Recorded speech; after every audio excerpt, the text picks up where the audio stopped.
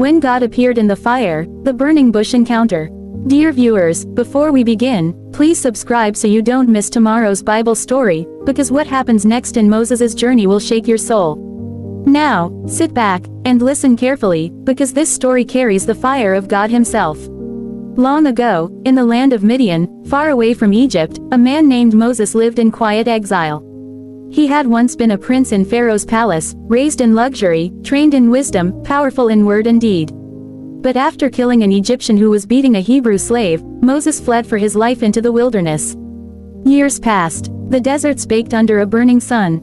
The winds carried whispers of the past, Egypt, slavery, and his people's cries that still echoed in his heart. Moses tried to forget. He built a new life, tending the sheep of his father-in-law, Jethro. But destiny does not forget a man whom God has chosen. One ordinary day, as Moses led his flock across the rocky slopes of Mount Horeb, something strange caught his eye. Up ahead, a bush burned with fierce, golden fire. The flames leapt high, twisting in the air like tongues of lightning, but the bush itself was not burning up. Moses froze. His heart began to pound. "What is this?" he whispered. "A bush that burns, but is not consumed." He stepped closer, his sandals scraping the stones.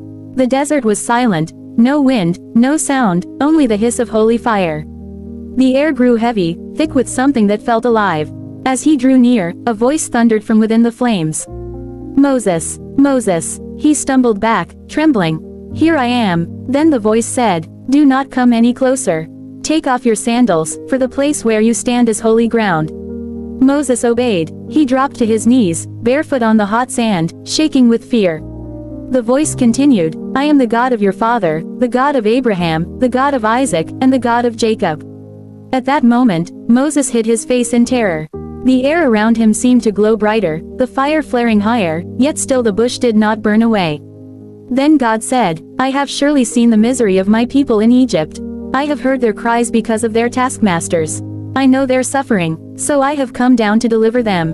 Moses listened, stunned. The fire flickered like living eyes watching him. The voice continued, "I will send you to Pharaoh to bring my people, the Israelites, out of Egypt." Moses' mouth went dry. He looked around as if someone else might answer. "Who am I," he stammered, "that I should go to Pharaoh and bring the Israelites out of Egypt?" And God said, "I will be with you." Still, fear gripped him. "If I go to the Israelites and they ask, 'What is his name?' What shall I tell them?"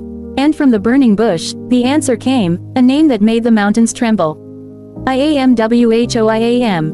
Tell them," the voice thundered, "I am has sent you." The wind began to stir. The flames seemed to dance around Moses without